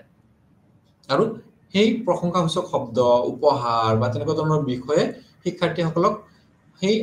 অপ্ৰত্যাশিত আচৰণসমূহ দূৰ কৰাত সহায়ক হৈ উঠিব পাৰে তাৰপিছত কৈছে এই অভিজ্ঞানে শিক্ষাৰ্থী অভিৰুচনৰ বৃদ্ধি কৰাত গুৰুত্ব দিয়ে অভিৰুচন বৃদ্ধি হয় যদি প্ৰশংসা কৰে কোনোবাজন শিক্ষকে শিক্ষাৰ্থীক প্ৰশংসা কৰাৰ লগে লগে তাৰ অভিৰুচন বাঢ়িব শিক্ষকে কিবা এটা প্ৰশ্ন সুধিছে শিক্ষাৰ্থীক আনসাৰটো দিয়াজনক যদি শিক্ষকে থ্যাংক ইউ ভেৰি গুড তেনেকে সেইটো হেতৰ কাৰণে অভিৰুচনৰ কাৰণ সেইটো কাৰণে হেতক অভিৰুচিত কৰে কোনোবা এজন শিক্ষাৰ্থী কোনোবা এটা ক্লাছৰুমত সকলো শিক্ষাৰ্থী একদম মনে মনে আহিছে ধুনীয়াকে ক্লাছটো কৰিছে কোনো ধৰণৰ শব্দ নোহোৱাকে কোনো ধৰণৰ সমস্যা সৃষ্টি নকৰাকে শিক্ষকজনে যদি কয় তোমালোকৰ আজি ক্লাছটো কৰি বহুত ভাল লাগিলে এনেকে প্ৰত্যেক দিনা কৰিবাচোন তোমালোকৰ আজি সকলোৱে মনে মনে থাকিলে তাৰ কাৰণে সকলোকে থ্যাংক ইউ ধন্যবাদ সেই শব্দবিলাকে কি কৰে হেতৰ মনত অভিৰুচনৰ সৃষ্টি কৰে আৰু সেই অভিৰুচনটোৱে হেতৰ আগৰ যদি তেনেকুৱা ধৰণৰ কিবা অপ্ৰত্যাশিত আচৰণ আছিলে সেইখিনি হেতে সংশোধন কৰি সেই দিনৰ আচৰণৰ নিচিনা সকলোৱে প্ৰত্যেক দিনা একে ধৰণৰ এই শিক্ষকে বিচৰা আচৰণ কৰিবৰ কাৰণে উৎসাহিত হয় হেতু গতিকে আচৰণবাদী অভিগমনে মূলত ব্যক্তিৰ বা শিক্ষাৰ্থীৰ আচৰণক নিয়ন্ত্ৰণ কৰি প্ৰত্যাশিত ৰূপত আচৰণখিনি গঢ় দি তোলাত বা সংশোধন কৰাত পুনৰবলৰ ইতিবাচক পুনৰবল প্ৰয়োগ কৰি তাক গঢ় দি তোলাত গুৰুত্ব দিয়ে আৰু এই অভিগমনে শিক্ষাৰ্থীসকলৰ মনত অভিৰুচনৰ সৃষ্টি কৰে আগ্ৰহৰ সৃষ্টি কৰে মনত উৎসাহৰ সৃষ্টি কৰে যোনটোৱে গোটেই ব্যৱস্থাপনা প্ৰক্ৰিয়াটো অতি সহজ হৈ উঠে শিক্ষকজনৰ কাৰণে তাৰপিছত কোৱা হৈছে যে আচৰণবাদী অভিগমনৰ কিছুমান সফলতা আচৰণবাদী অভিগমনৰ কিছুমান সফলতা এইটো যোনটো পুনৰবলৰ কথা ক'লো পুনৰবলৰ জৰিয়তে আমি কি এইটো আচৰণবাদী অভিগমনে সেই ধাৰণাটোৰ কথা দিছে এই অভিগমন পুনৰবলৰ জৰিয়তে আমি শিক্ষাৰ্থীসকলৰ জটিল কাম এটা আমি সহজকে কৰিবৰ কাৰণে হেতক কি কৰিব পাৰো আগবঢ়াই লৈ যাব পাৰো জটিল একদম বহুত জটিল কাম এটা পুনৰবলৰ জৰিয়তে তুমি পাৰিবা তুমি এইটো তোমাৰ দ্বাৰা এইটো হ'ব সেইটো পুনৰবল সেইটো এটাই পুনৰবল তোমাৰ দ্বাৰা এইটো কাম হ'ব তুমি কৰিব পাৰিবা চেষ্টা কৰা এই জটিল কামটো শিক্ষাৰ্থীসকলে যেতিয়া কৰিবৰ কাৰণে আগবাঢ়ি আহে ঠিক তেনেকৈ ক্লাছৰুমত সেই মেনেজমেন্ট পৰিচালনা সময়ত বা ব্যৱস্থাপনাৰ সময়ত শিক্ষাৰ্থীসকলৰ বহুত জটিল আচৰণসমূহ যেনেকে বেলেগৰ লগত কাজিয়া কৰা অনবৰতে ৰেষ্টলেছ হৈ থকা কোনো সুস্থিৰ হৈ নথকা বেলেগৰ লগত কথা পাতি থকা সেই আচৰণসমূহ আমি কি কৰিব পাৰো দমন কৰি ৰাখিব পুনৰবলৰ জৰিয়তে আমি তাক সংশোধন কৰিব পাৰো নতুন ৰূপত গঢ় দি তুলিব পাৰো গতিকে আৰু এটা কথা কৈছে আচৰণবাদী অভিগমনে কি কৰে ব্যক্তিৰ ফলাফলৰ আধাৰত হেতৰ ফলাফল হিচাপে নতুন আচৰণত গঢ় দি তোলাত সহায় কৰে যোনটো অতি গুৰুত্বপূৰ্ণ দিশ বুলি কোৱা হৈছে যদি ফলাফলটো ভাল হলে শিক্ষাৰ্থীসকলৰ মনত ভাল এটা মনোভাৱ গঢ় লৈ উঠে মই যোনটো আগতে এক্সাম্পল দিলো যে অংক এটা কৰাৰ পিছত যেতিয়া অংকটোৰ আনসাৰটো মিলিব উত্তৰটো মিলিব আৰু এটা অংক কৰিবৰ কাৰণে মনত আগ্ৰহৰ সৃষ্টি হ'ব গতিকে সেইটো আসনবাদী অভিগমন সেইটো এটা গুৰুত্বপূৰ্ণ দিশ বুলি কোৱা হৈছে যেতিয়া ফলাফলটো ইতিবাচক হয় তেতিয়া শিক্ষাৰ্থীসকলে সেই কামটো অতি আগ্ৰহেৰে অতি অবিৰোচনৰ জৰিয়তে সেই কামটো কৰিব পাৰে নেক্সট টাইম গতিকে সেইটো এটা গুৰুত্বপূৰ্ণ দিশ শিক্ষাৰ্থীসকলক কাম কৰি আগবাঢ়ি যোৱাত আসনবাদী অভিগমনে কি কৰে অতি সফলতাৰে আগবাঢ়ি যোৱাত উৎসাহিত কৰে এতিয়া আসনবাদী অভিগমনৰ দুৰ্বলতাও আছে আসনবাদী অভিগমনৰ দুৰ্বলতা আছে যদি ৰিইনফোৰ্সমেন্ট পজিটিভ ৰিইনফোৰ্সমেন্ট দিয়া হয় ইতিবাচক ৰিইনফোৰ্সমেন্ট দিয়া হয় আচৰণ সংশোধনৰ ক্ষেত্ৰত ঠিক তেনেকৈ ইয়াতে যদি আচৰণটো বেয়া হয় কোনোবা এজন শিক্ষাৰ্থীয়ে বা কোনোবা এজন ছাত্ৰই যদি নিজৰ আচৰণটো সংশোধন কৰিব নোৱাৰাৰ ফলত তেওঁৰ মনত এটা হীনমান্যতা আহিব পাৰে বাৰে বাৰে যেতিয়া ৰিজাল্টটো বেয়া হ'ব কোনোবা এজন শিক্ষাৰ্থী এবাৰ দুবাৰ তিনিবাৰ যদি এটা শ্ৰেণীত ফেইল কৰে বেয়া হয় ৰিজাল্ট বেয়া হয় তাৰ পিছত কি হ'ব সেই শিক্ষাৰ্থীজনৰ মন দুৰ্বল হৈ যাব সেইটো কাম কৰিবৰ কাৰণে মনত সাহস নাথাকিব মনত শক্তি নাথাকিব ঠিক তেনেকৈ ইয়াতে কোৱা হৈছে যে এই অভিগমনৰ দ্বাৰা যদি শিক্ষকসকলে নেগেটিভ ৰিইনফোৰ্সমেন্ট ব্যৱহাৰ কৰে নেতিবাচক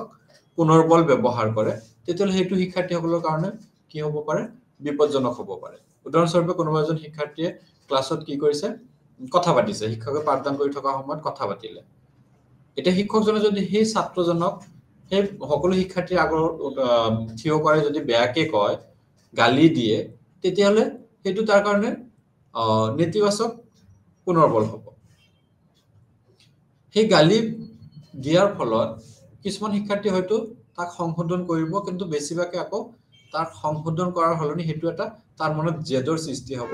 তাৰ মনত এটা খেদৰ সৃষ্টি হ'ব আৰু হেতু তো নেক্সট টাইম আকৌ হেতু কৰিবৰ কাৰণে আগবাঢ়ি আহিব যে ছাৰে মোক ইমান মানুহৰ আগত মোক ইমান বেয়াকে ক'লে মই কৰিম এইটো তেনেকুৱা ধৰণৰ এটা মনোভাৱ শিক্ষাৰ্থীসকলৰ মনত আহিব পাৰে যদি আমি ফলাফলৰ ওপৰত ভিত্তি কৰি যদি আমি নেগেটিভ ৰিইনফোৰ্সমেন্ট ব্যৱহাৰ কৰো নেতিবাচক পুনৰ্বল ব্যৱহাৰ কৰো তেতিয়াহ'লে সেই পুনৰ্বলৰ মাত্ৰাটোৰ হিচাপত আমি গুৰুত্ব দিয়াটো অতি প্ৰয়োজন যদি মাত্ৰাটোৰ লগত মিল নাথাকে তেতিয়াহ'লে ই শিক্ষাৰ্থীসকলৰ হিতৰ হলনি কি হ'ব পাৰে ইয়াক অহিতে হ'ব পাৰে তাৰপিছত কোৱা হৈছে সহযোগিতামূলক অভিগমন এই অভিগমন অতি গণতান্ত্ৰিক সহযোগিতামূলক অভিগমনে কি কৰে শিক্ষাৰ্থীসকলৰ লগত সহযোগত গোটেই ব্যৱস্থাপনা প্ৰক্ৰিয়াটো পৰিচালনা হয় ইয়াতে প্ৰত্যেকজন শিক্ষাৰ্থীৰ মাজত সহযোগৰ আধাৰত ব্যৱস্থাপনা কাৰ্য শিক্ষকজনে পৰিচালনা কৰে এজন শিক্ষাৰ্থীৰ লগত আন এজন শিক্ষাৰ্থীৰ সহযোগৰ আধাৰত গোটেই ব্যৱস্থাপনা প্ৰক্ৰিয়াটো পৰিচালনা হয় ইয়াতে কোৱা হৈছে যে কেৱল শিক্ষকজনৰ নিজৰ মনত বিচৰা মতে কামটো নকৰে শ্ৰেণীকোঠা ব্যৱস্থাপনা নকৰে শিক্ষাৰ্থীসকলৰ সহযোগৰ আধাৰত শ্ৰেণীকোঠা ব্যৱস্থাপনা কৰে সেইকাৰণে গণতান্ত্ৰিক নীতিৰ আধাৰত এই অভিগমন পৰিচালিত হোৱা বুলি কোৱা হৈছে কাৰণ শিক্ষাৰ্থীসকলক সৰ্বাধিক গুৰুত্ব দিয়া হয় ইয়াতে শিক্ষাৰ্থীৰ লগত এটা শক্তিশালী সম্পৰ্ক ৰাখিয়ে এই অভিগমনে কি কৰে ব্যৱস্থাপনা কাৰ্য সম্পন্ন কৰে শিক্ষাৰ্থীসকলক সৰ্বাধিক গুৰুত্ব দিয়া হয় শিক্ষাৰ্থীসকলক ইয়াতে স্বাধীনতা দিয়া হয় যে তোমালোকে কেনেকৈ কৰিলে ভাল পাবা ক্লাছটো কেনেকৈ কৰিলে তোমালোকে ভাল পাবা কোনটো সময়ত কৰিলে ভাল পাবা তাৰ পিছত কোনটো টপিক আজি তোমালোকে পঢ়িব বিচাৰিবা এই তেনেকুৱা ধৰণৰ এটা সহযোগিতামূলক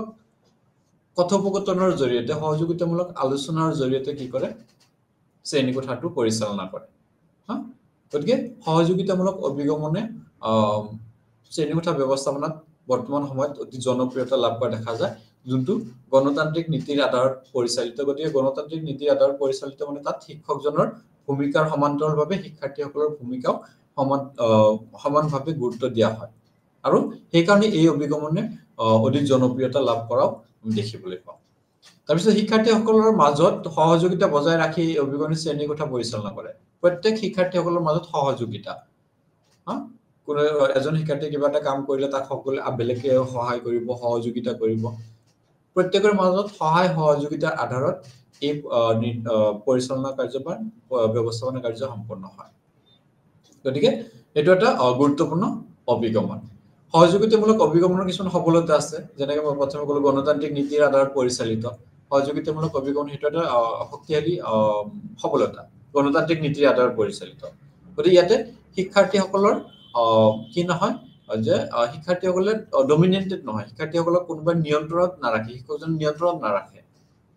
শিক্ষাৰ্থীসকলে বিচৰা মতে শিক্ষকজনে কামটো কৰে গতিকে এটো শিক্ষাৰ্থীসকলে ইয়াতে কি নহয় বেলগৰ দ্বাৰা কি নহয়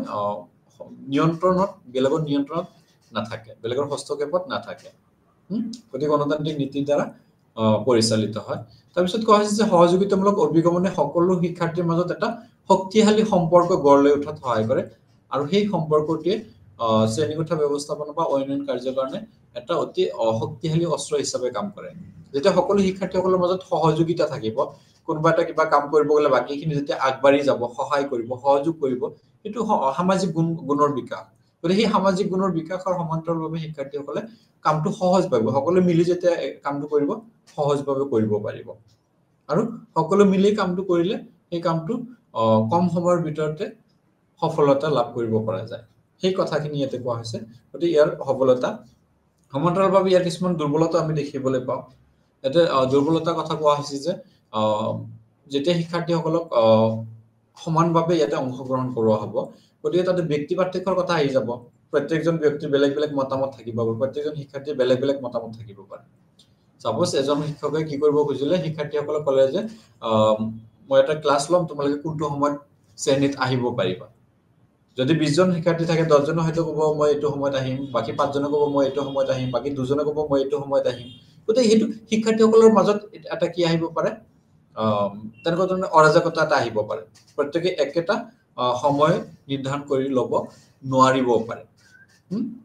ঠিক তেনেকৈ শ্ৰেণীকোঠাত উপস্থাপিত হোৱা সমস্যাসমূহৰ বিষয়ে যেতিয়া আলোচনা কৰা হ'ব প্ৰত্যেককে নিজৰ নিজৰ দৃষ্টিভংগীত বিভিন্ন কি দিব পৰামৰ্শ দিব গতিকে সেই পৰামৰ্শসমূহ যেতিয়া শিক্ষাৰ্থীসকলৰ পৰা আহিব গোটেইখিনি পৰামৰ্শ একেলগে গ্ৰহণ কৰিব পৰা সম্ভৱপৰ নহয় গতিকে সেই সম্ভৱ নোহোৱাৰ কাৰণে যি দুই এজনৰ পৰামৰ্শ গ্ৰহণ কৰা হ'ব বাকিখিনি আকৌ তাৰ কাৰণে ইনফিৰিটি বা হীনমান্যতাত ভুগিব পাৰে যে সাৰে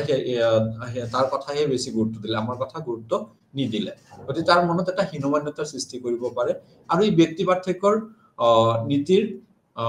দ্বাৰা পৰিচালিত নহয় তাৰ পিছত কোৱা হৈছে কি যে পূৰ্ব বা অগ্ৰিম অৱস্থাৰ অভিগমন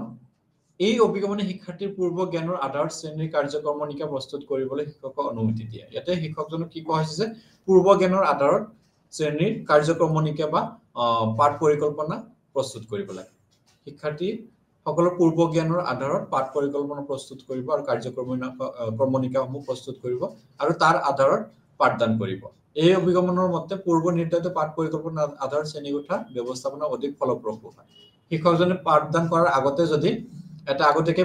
পৰিকল্পনা কৰি লয় যে মই এইখিনি সময়ত কি কৰিম এই পাঠটো শিকাম আৰু এই পাঠটো শিকোৱাৰ আগতে এনে ধৰণৰ শিক্ষাৰ্থীসকলৰ এই পাঠটোৰ লগত সম্পৰ্কিত এনেকুৱা ধৰণৰ জ্ঞান থাকিব লাগে গতিকে সেই পূৰ্ব জ্ঞানৰ আধাৰ লৈ পূৰ্ব জ্ঞানৰ হেতু ধাৰণাটোক লৈ যেতিয়া শিক্ষকজনে কি কৰিব বিষয়বস্তু আধাৰত এটা পৰিকল্পনা কৰি ল'ব মই এইটো দিনত এইটো সময়ত এইটো বিষয়ৰ ওপৰত মই কি কৰিম শিক্ষাৰ্থীসকলক জ্ঞান দিম বা পাঠদান কৰিম গতিকে সেইখিনি আগতীয়াকৈ নিৰ্ধাৰণ কৰি ল'লে সেই পৰিকল্পনা মতে যেতিয়া শিক্ষকজনে ক্লাছৰুমত বা শ্ৰেণীকোঠাত পাঠদান কৰিব তেতিয়া তাৰ কাৰণে এইটো সহজ হৈ উঠে পৰিকল্পনা হিচাপত পাঠদান কৰিলে শিক্ষকজনৰ কাৰণে সহজ হৈ উঠে গতিকে ইয়াতে কি কৰা হয় গোটেইখিনি কাম আগতীয়াকৈ পৰিকল্পনা কৰি লোৱা হয় যে কোনখিনি সময়ত কি কৰিব কেনেকৈ কাম কৰিব সেইকাৰণে এক পূৰ্ব বা অগ্ৰিম অৱস্থাৰ অভিগমন বুলি কোৱা হৈছে পাঠদানৰ আগত বা শ্ৰেণীকোঠা ব্যৱস্থাপনাৰ আগতে শিক্ষকজনে এইখিনি কোনখিনি সময়ত শিক্ষণ সামগ্ৰী ব্যৱহাৰ কৰিব কোনখিনি সময়ত ব্ল্যাকবোৰ্ড ব্যৱহাৰ কৰিব কোনখিনি সময়ত যদি কিবা তেনেকুৱা ধৰণৰ হেৰি আছে কি কয় পাঠ্য সামগ্ৰী আছে এইখিনি কোনটো সামগ্ৰী কোনখিনি সময়ত ব্যৱহাৰ কৰিব তাক আগতীয়াকৈ পাঠ পৰিকল্পনাৰ জৰিয়তে নিৰ্ধাৰণ কৰি লোৱা হয় পূৰ্ব বা অগ্ৰিম অৱস্থাৰ অভিগমনৰ সফলতা হল এই কাম শিক্ষকজনৰ কাৰ্যক কষ্ট লাঘৱ কৰি দিয়ে যেহেতু আগতে এইটো শিক্ষকজনক প্ৰস্তুত কৰিব গতিকে শ্ৰেণী পাঠদানৰ সময়ত বিশেষ কষ্টৰ সন্মুখীন নহয় তাৰ পিছত এই পাঠ পৰিকল্পনাৰ আধাৰত এই অভিগমনে পাঠদান কৰাত বা শ্ৰেণীকোঠা ব্যৱস্থাপনা কৰাত গুৰুত্ব দিয়ে গতিকে পাঠ পৰিকল্পনাৰ আধাৰত হলে শিক্ষকজনৰ জ্ঞানৰ প্ৰসাৰতাটো আগতে সেইখিনি তাৰ মনত শিক্ষকজনৰ মনত স্থাপিত হয় সেই পাঠটোৰ বিষয়ে আগতে গোটেইখিনি জ্ঞান শিক্ষকজনে লাভ কৰি উঠে যেহেতু পাঠ পৰিকল্পনা হ'ব সেইখিনি পঢ়িব লাগিব প্ৰস্তুত কৰিব লাগিব গতিকে গোটেই পাঠটোৰ জ্ঞান শিক্ষকজনৰ থাকে আৰু সেই জ্ঞানটো শিক্ষাৰ্থীসকলক অতি সাৱলীলভাৱে উপস্থাপন কৰিব পাৰে যোনটোৱে শিক্ষাৰ্থীসকলৰ কাৰণে অতি গুৰুত্বপূৰ্ণ বুলি বিবেচনা কৰা হৈছে শিক্ষকজনে যেতিয়া সেই জ্ঞানৰ প্ৰসাৰতাৰ আধাৰত পাঠটো উপস্থাপন কৰিব শিক্ষাৰ্থীয়ে তাৰ পৰা বেছি উপকৃত হ'ব তাৰ পূৰ্ব বা অগ্ৰিম অৱস্থাৰ অভিগমনৰ দুৰ্বলতাসমূহ ইয়াৰ কিছুমান দুৰ্বলতা আছে দুৰ্বলতাসমূহৰ কথা ক'ব গ'লে ইয়াতে কোৱা হৈছে যে এইটো এটা সময় অতি সময় ব্যয়বহুলকাৰী অভিগমন কাৰণ শিক্ষকজনে পাঠদানৰ আগতে এইখিনি পাঠ পৰিকল্পনা প্ৰস্তুত কৰিব লাগিব আকৌ ক্লাছৰুমত আহি আকৌ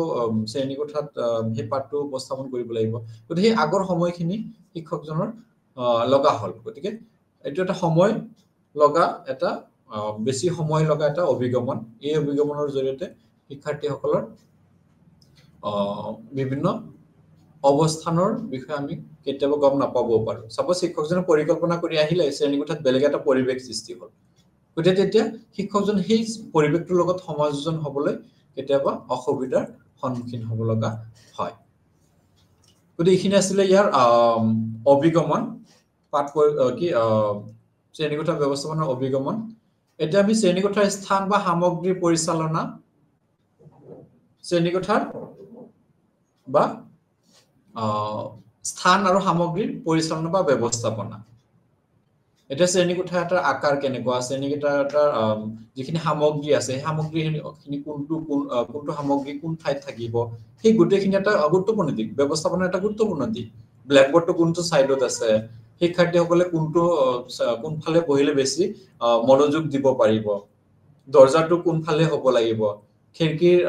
হেৰিখিনি কেনেকুৱা হ'ব লাগিব সেই বস্তুখিনি ইয়াতে কোৱা হৈছে যে শ্ৰেণীকোঠাৰ স্থান আৰু সামগ্ৰীৰ ব্যৱস্থাপনাত এক গুৰুত্বপূৰ্ণ দিশ হিচাপে বিবেচনা কৰা হয় শ্ৰেণীকোঠাৰ সামগ্ৰিক দিশসমূহ প্ৰত্যেকটো দিশৰ প্ৰত্যেকটো বিষয় বা প্ৰত্যেকটো বস্তুৰ স্থান সেই হিচাপত আছে নে নাই উদাহৰণস্বৰূপে যদি শিক্ষকজনে কি কৰে এটা শ্ৰেণীত পাঠদান কৰি আছে তা সেই শ্ৰেণীত সোমোৱাৰ যোনটো দৰজাটো যদি শিক্ষকজনৰ পিছফালে থাকে তেতিয়াহ'লে সেইটো অসুবিধাৰ সৃষ্টি কৰিব শিক্ষকজনে একফালৰ ঘূৰি পাঠদান কৰি আছে তাৰ পিছফালে দি শিক্ষাৰ্থীসকলে যিকোনো সময়ত সোমাব পাৰে যিকোনো সময়ত ওলাই যাব পাৰে গতিকে তাৰ পৰিচালনাত এটা সমস্যা হ'ব গতিকে কাৰ্যকৰী ব্যৱস্থা কি হ'ব যে শিক্ষকজনে যোনটো ফালে বহি থাকে সেইটোৰ কাষত সেইফালে কি থাকিব দৰজাটো থাকিব লাগিব বা শিক্ষাৰ্থীসকলে যদি কৰিডৰৰ কাষেদি ল'ৰা ছোৱালী অহা যোৱা কৰে সেইফালে ঘূৰি যদি বহি থাকে তেতিয়াহ'লে শিক্ষাৰ্থীসকলৰ মনোযোগৰ বিকৰ্ষণ হ'ব তাতকে হ'লনি সেইফালে পিছমুৱা হৈ যদি সিহঁতে বহে সিহঁতৰ মনোযোগ বেছি সময় শ্ৰেণীকোঠা থাকিব যাতে হুলস্থুল কৰিবৰ কাৰণে সুবিধা নাপাব গতিকে সেই কথাখিনি ইয়াতে কোৱা হৈছে যে ব্যৱস্থাপনা শ্ৰেণীকোঠা স্থান আৰু সামগ্ৰীৰ পৰিচালনা বা ব্যৱস্থাপনাৰ এটা গুৰুত্বপূৰ্ণ দিশ এটা শ্ৰেণীকোঠাৰ স্থান আৰু সামগ্ৰীৰ ব্যৱস্থাপনাৰ উপাদানসমূহ চাৰিটা উপাদানৰ কথা কোৱা হৈছে শ্ৰেণীকোঠাৰ নক্সা শ্ৰেণীকোঠাৰ নক্সাটো কেনেকুৱা শ্ৰেণীকোঠাটো কেনেকুৱা শেপত আছে কোনটো আকাৰত শ্ৰেণীকোঠাটো আছে শ্ৰেণীকোঠাৰ সামগ্ৰিক বৈষয়িক অৱস্থাটো কেনেকুৱা সেইটো এটা গুৰুত্বপূৰ্ণ দিশ ইয়াতে কোৱা হৈছে যে যোনটো প্যাটাৰ্নত আছে যোনটো নক্সাত আছে সেই নক্সা হিচাপে কি কৰিব লাগিব গোটেই বিষয়খিনি কি কৰিব লাগিব সজাই তুলিব লাগিব শ্ৰেণীকোঠাৰ বাতাবৰণ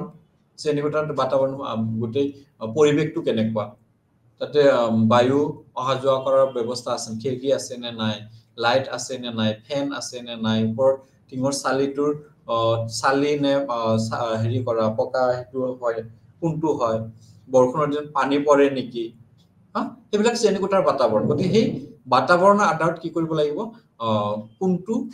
পদ্ধতিত কোনটো নক্সাত বা কোনটো ডিজাইনৰ শ্ৰেণীকোঠাটো উপস্থাপন কৰিব হেতু নিৰ্ধাৰণ কৰিব শ্ৰেণীকোঠাৰ বাতাবৰণৰ আধাৰত যেনে মই অলপ আগতে ক'লো যে কৰিডৰৰ কাষেদি ল'ৰা ছোৱালী অহা যোৱা কৰি থাকে সেইফালে ঘূৰি যদি ল'ৰা ছোৱালী পঢ়িব লগা হয় তেতিয়াহ'লে সেইটো বাতাবৰণ উপযোগী নহয় গতিকে শিক্ষকজনে কি কৰিব লাগিব সেই শিক্ষাৰ্থীসকলে কৰিডৰৰ পিছমুৱাকে পিছফালে হোৱাকে কি কৰিব লাগিব শ্ৰেণীকোঠাটোৰ পাঠদান প্ৰক্ৰিয়াৰ গোটেই ব্যৱস্থাপনাটো উপস্থাপন কৰিব লাগিব তাৰপিছত শ্ৰেণীৰ সময়সূচীৰ কথা কোৱা হৈছে শ্ৰেণীৰ সময়সূচী কোনখিনি সময়ত কোনটো ক্লাছ থাকিব, কোনটো ৰুমত থাকিব, সেই গোটেইখিনি সময়সূচীত কি কৰিব লাগে উল্লেখ কৰিব লাগে। সময় কোনটো সময়ত কোনটো ক্লাছ থাকিব সেইখিনি উল্লেখ কৰিব লাগে। সেইটো ব্যৱস্থাপনাত এটা গুৰুত্বপূৰ্ণ দিশ হিচাপে গণ্য কৰা হয়। অৰ্থাৎ যদি ৰাতিপুৱা 10টাত কোনোজন শিক্ষাৰ্থী অসমীয়া ক্লাছ আছে, সেইটোতে আগতীয়াকৈ গম পাব এইখিনি সময়ত মোৰ অসমীয়া আছে, গতিকে সেই অসমীয়া ক্লাছটো কৰিব আহিব। যদি সময়সূচী নাথাকে তেতিয়াহ'লে শিক্ষাৰ্থীসকলে কোনটো সময়ত কি ক্লাছ শ্ৰেণী কোনটো ক্লাছ হ'ব এইখিনি গম নাপাব, আৰু গম নোপোৱাৰ ফলত সিহঁতৰ মনত আগ্ৰহ কমি যাব। আগ্ৰহ কমি যাব, গতিকে সেইটো এটা গুৰুত্বপূৰ্ণ দিশ হিচাপে বিবেচনা কৰা হৈছে। তাৰপিছত দিনলিপিৰ অৱতাৰণা, যোনটো আমি ৰুটিনৰ কথা কওঁ, প্ৰত্যেকটো দিনত কোনটো সময়ত কোনটো ক্লাছ লোৱা যাব, সেই ৰুটিনটো শিক্ষাৰ্থীসকলক দিব লাগে, আৰু শিক্ষকসকলে সেই ৰুটিন ফ'ল' কৰিব লাগে। যে ৰাতিপুৱা 10টাৰ পৰা অসমীয়া ক্লাছ আছে, 11টাৰ পৰা বিজ্ঞানৰ ক্লাছ আছে, গতিকে সেই দিনলিপিটো শিক্ষাৰ্থীসকলৰ আৰু শিক্ষকসকলেও সেইখিনি মানি চলিব লাগে, আৰু মানি চলিলে শ্ৰেণীকোঠা ব্যৱস্থাপনাত বিশেষ সমস্যাৰ সৃষ্টি নহয়।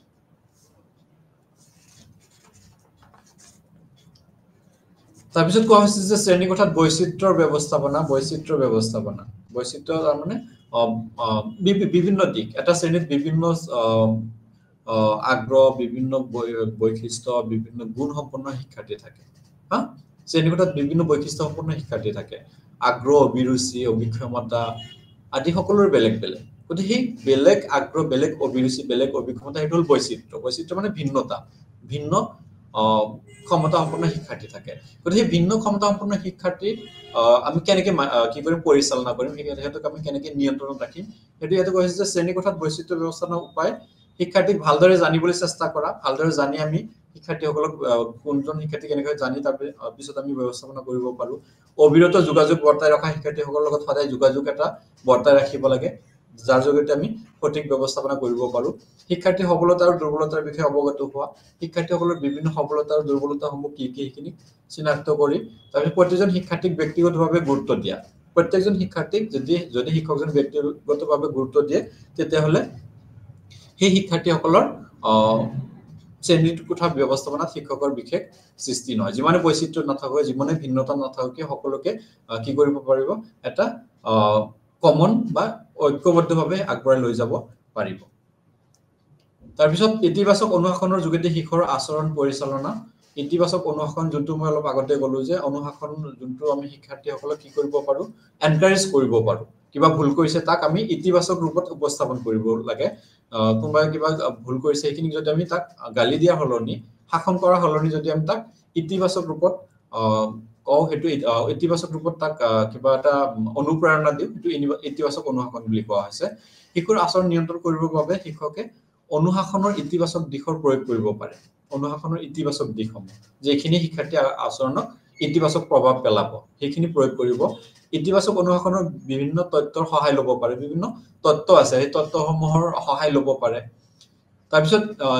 স্কিনাৰৰ আকাংক্ষিত আচৰণ প্ৰতিষ্ঠা আৰ্হি। স্কিনাৰে ইয়াৰ কাৰণে এটা আকাংক্ষিত প্ৰতিষ্ঠা আৰ্হি দিছিলে, আৰু সেই আৰ্হিত কোৱা হৈছে কি যে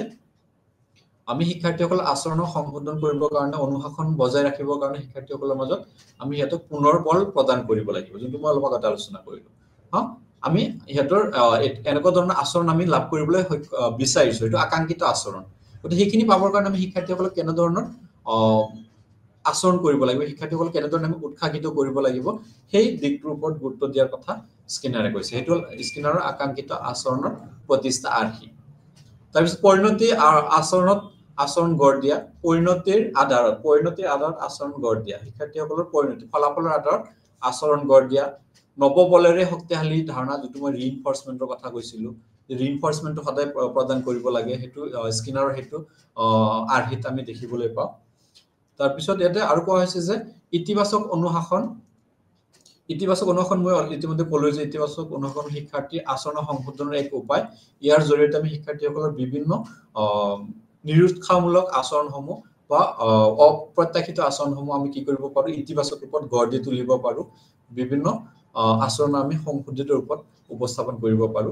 ইতিবাচক অনুশাসনে শিক্ষাৰ্থীক শ্ৰেণীকোঠাৰ লক্ষ্যত উপনীত হ'বৰ কাৰণে শিকিবলৈ আৰু সমালোচনা কৰাত অনুমতি দিয়ে। শিক্ষাৰ্থীসকলৰ যিখিনি লক্ষ্য, সেই লক্ষ্যত উপনীত হ'বৰ কাৰণে ইতিবাচক অনুশাসনে গুৰুত্ব দিয়ে বা অনুমতি দিয়ে। তাৰপিছত ইতিবাচক অনুশাসনৰ কৌশল কিছুমান দিয়া হৈছে। শ্ৰেণীৰ নিয়ম নিৰ্ধাৰণ কৰা, লক্ষ্য নিৰ্ধাৰণ, প্ৰশংসা, নিৰপেক্ষতা, সিদ্ধান্ত লোৱাৰ সুবিধা, শিক্ষাৰ্থীক গুৰুত্ব দিয়া, কাৰণ বিচাৰি লোৱা আদি। প্ৰিয় শিক্ষাৰ্থীসকল, আজি আমাৰ সময় শেষ হৈ আহিল। আজি ক্লাছটো ইমানতে সামৰিছো। নমস্কাৰ।